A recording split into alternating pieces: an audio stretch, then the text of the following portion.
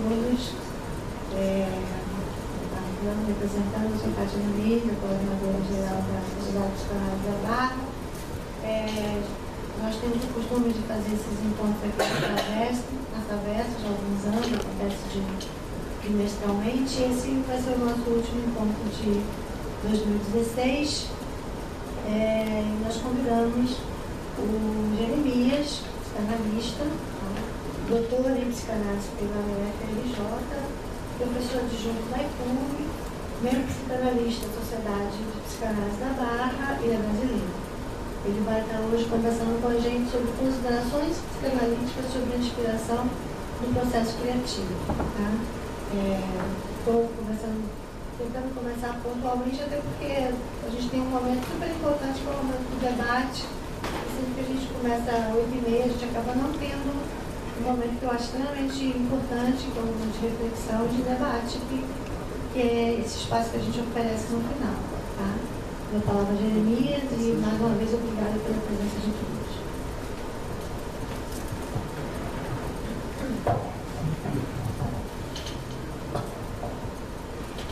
Bom, boa noite a todos. Eu não poderia, de forma alguma, começar nenhuma atividade pública hoje no país sem fazer uma menção, do luto que nós estamos vivendo, em função do acidente que acabou com a carreira de promissores jogadores, jornalistas, dirigentes esportivos, num acidente absolutamente irresponsável, na minha maneira de ver, e que comove a todos e a mim muito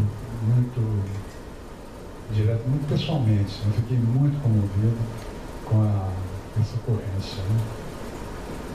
A segunda palavra é uma palavra de agradecimento à Sociedade da Barra, que é a única sociedade no mundo que tem nome de bairro. Não existe outra sociedade psicanalítica da Barra da Tijuca, E isso eu já fiz uma pesquisa vasta em sociedades psicanalíticas do mundo inteiro. Ou ela tem o nome do país, mas nome de bairro é a primeira. E é uma sociedade que já vem há 10 anos, 9 anos, quase, lutando bravamente nesse processo de difusão da psicanálise e com um ambiente absolutamente produtivo, um ambiente estimulador, para a prática da psicanálise e para a prática da transmissão da psicanálise. E a presença de vocês realmente eu agradeço muito. Enfim, e eu vou falar hoje de um tema que vem me soprando no ouvido há alguns anos, principalmente em função da minha experiência clínica, da análise de pessoas que ao entrar na criatividade, superam uma série de questões da psicanálise, de bloqueios e de dificuldades na vida. Então, a questão da criatividade é uma questão que sempre está no foco. E eu venho trabalhando há muitos anos, desde a minha tese de doutoramento, sobre a questão da teoria das pulsões. Tem um livro, inclusive, sobre a questão da pulsão e libido. Eu comparo a teoria das pulsões em vários campos da teoria psicanalítica. E a questão da criatividade está intimamente relacionada à teoria da pulsão. E um assunto dentro do campo da criatividade que ainda não se via muito falar em psicanálise, que é a questão da inspiração. É um assunto meio... os psicanalistas não abordaram esse assunto diretamente. Aqui e ali você vê uma ou outra referência à questão da inspiração. Então eu procurei fazer uma introdução à questão da psicanálise da inspiração. O que vem a ser isso? E mergulhei através do auxílio de algumas questões da teoria psicanalítica, mas fundamentalmente com o auxílio das observações de artistas brasileiros ou não, mas principalmente brasileiros, que trataram da questão da inspiração. E eu gostaria de abrir essa minha conversa com vocês com uma imagem que circulou pela internet recentemente. Essa imagem. Não sei se receberam isso. Eu andei mandando para muita gente. Essa imagem é uma menina que perdeu a mãe na guerra, né? E foi para um orfanato. No orfanato, ele desenhou a mãe com giz, aconchegou-se num colo que não existe, mas para ela existe, né? Deixando fora sandálias para respeitá-la como manda a cultura oriental, ao entrar num lugar santo. O amor faz do outro sagrado. Para mim, não foi a saudade que foi fotografada. O que foi fotografado ali, né, foi o que motivou essa inspiração dessa menina em pegar o giz e reproduzir, né, a imagem da mãe. Ela fez um movimento, né, criativo. Ela recriou a mãe imaginariamente através, chamaria uma arte plástica, né? E o que foi fotografado foi o desamparo que ela estava sentindo na sua orfandade, com a guerra e com a sua vida no orfanato. Era dessa maneira, inclusive ela não está no colo, ela está no útero da mãe, né? Claramente numa posição fetal, né? E ela mostra então um aspecto que é muito importante para a criatividade, eu vou voltar a falar disso, é uma mente que tem a capacidade de fazer regressão, mas não ficar lá no lugar regredido, fazer a regressão e voltar de novo, que é alguma coisa que se aproxima também com a função psicanalítica. Daqui a pouco eu vou tratar disso. Então, o que essa menina fez foi escolher uma maneira criativa, né, plástica, de lidar com o desamparo, né? E ela desenhou a mãe, entrou dentro da barriga da mãe, ficou na posição fetal e dessa maneira conseguiu dormir. Porque, não vou voltar a falar nisso, o sono implica também num processo de regressivo, né, que é fundamental para que haja o sonho, né? Uma outra questão que eu vou abordar é que a inspiração, ela não subsiste sozinha. Ela precisa de um painel de elementos psicológicos para ela poder se manifestar. A primeira coisa é que precisa haver um dom. Essa palavra dom, ela vem do latim, dono. Vocês estão enxergando aí? Tá bem. O dom é um potencial, é alguma coisa em potencial, né, que a pessoa tem para desempenhar com alguma facilidade determinadas tarefas que na maioria das pessoas são complexas. Então o dom é alguma coisa de especial que a pessoa precisa ter. Ela não é uma condição suficiente para caracterizar um gênio, por exemplo. Mas todo gênio tem um dom. Então, a condição fundamental para uma mente criativa, uma mente inspirada, é ter um dom, tá?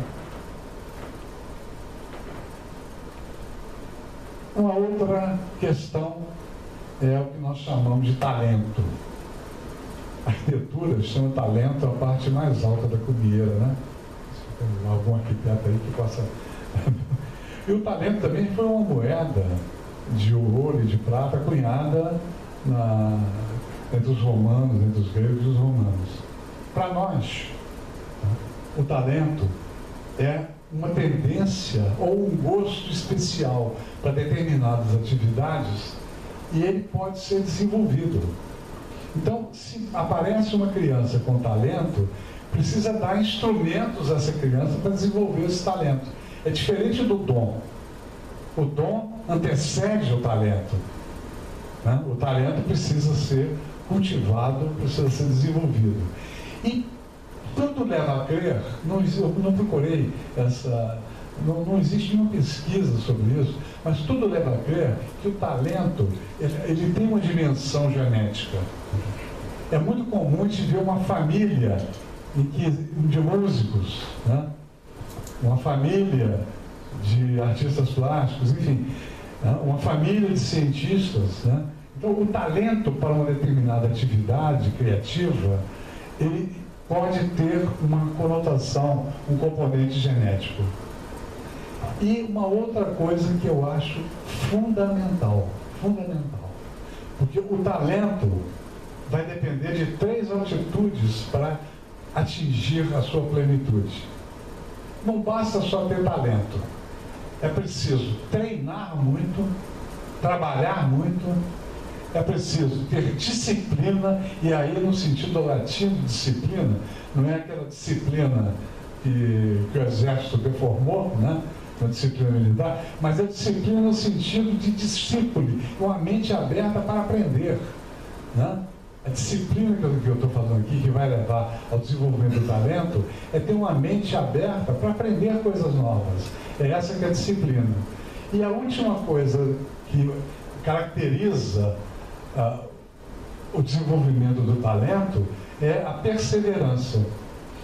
Então, o treino, né? A capacidade de treinar, a capacidade de ter uma disciplina, ter um foco, e a capacidade de ter perseverança vão ajudar as pessoas que são talentosas a desenvolver e a produzir o seu talento.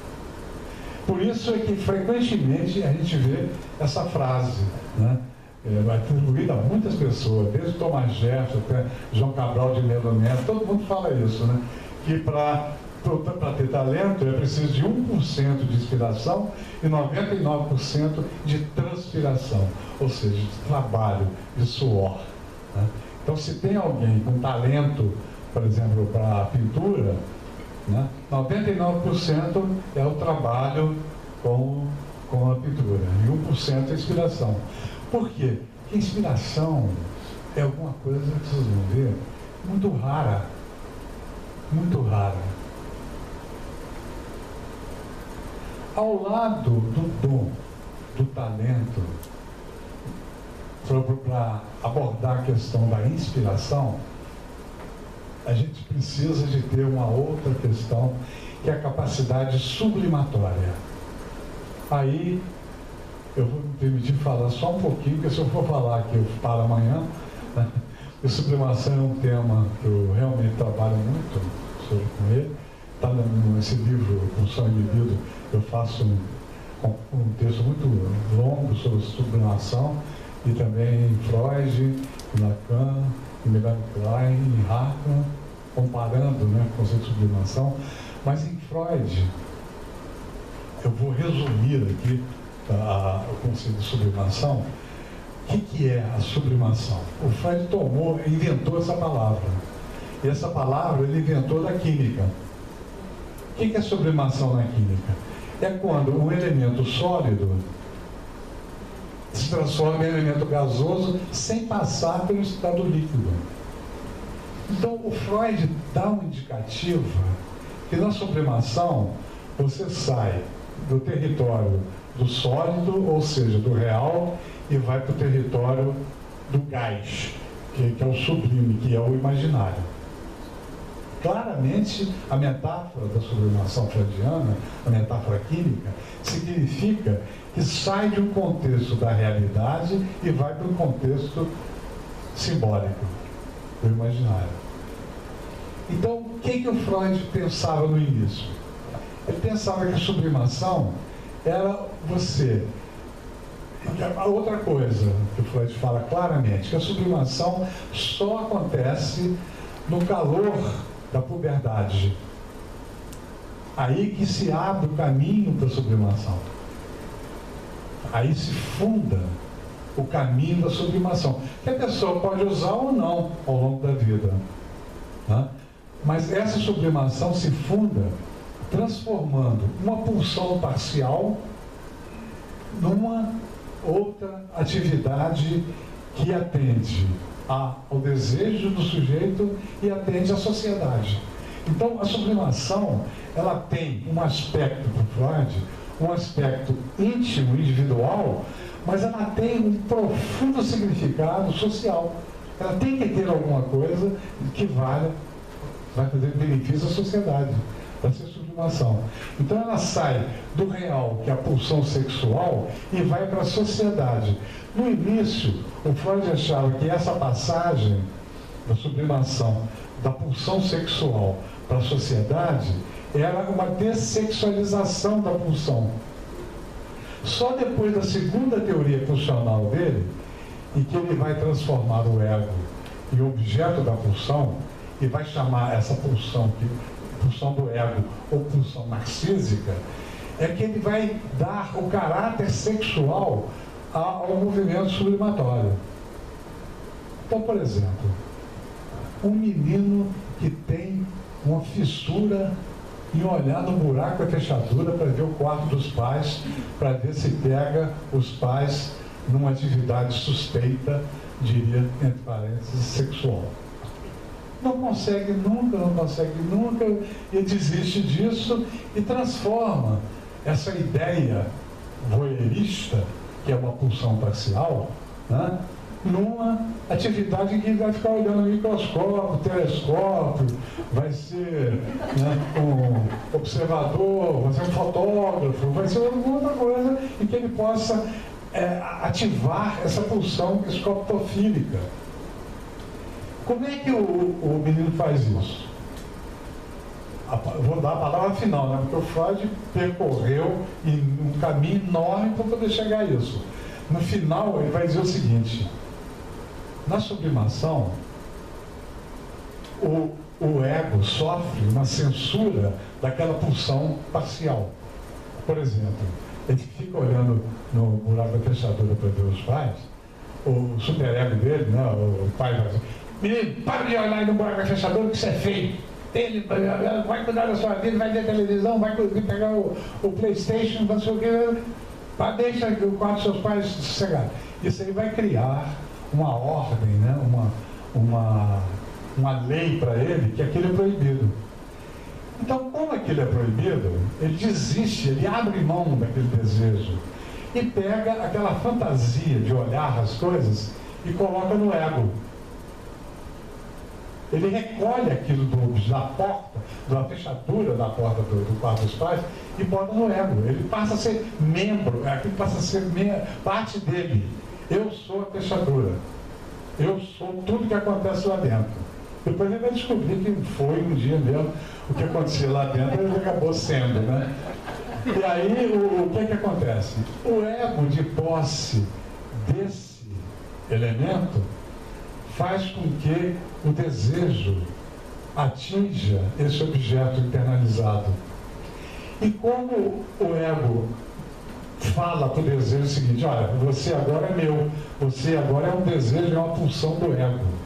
Você não é mais uma pulsão escoptofílica. Você não tem que ficar aí vigiando, olhando janela, olhando fotografia de mulher pelada, nada disso. Você vai pegar essa pulsão, esse desejo e escolher alguma coisa para que você possa ser útil para a sociedade. Vai ser pesquisador, vai olhar no microscópio, vai ser fotógrafo, vai para o telescópio, vai fazer alguma coisa de útil para a sociedade e vai atender o seu desejo infantil, claro.